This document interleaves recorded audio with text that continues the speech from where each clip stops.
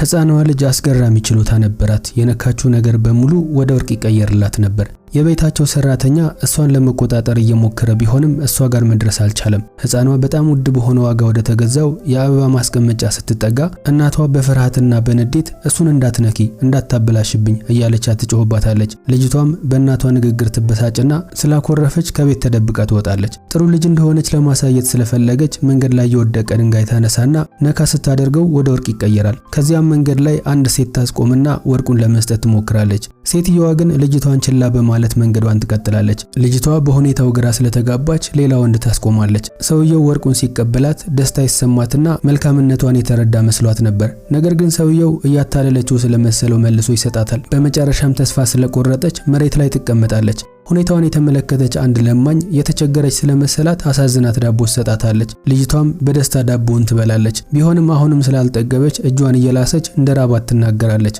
መስኪኗ ሴትም ተጨማሪ ምግብ እንድትገዛበት ያላትን ሳንቲም ትሰጣታለች። ልጅቷም በሴትየዋ ደግነት ስለተገረመች ለምን እንደምትለምን ትጠይቃታለች። ሴትየዋም ልጇ በጠና እንደታመመባትና ለሕክምና የሚሆን ገንዘብ ለማጠራቀም እየለመነች እንደሆነ በሐዘን ትነግራታለች።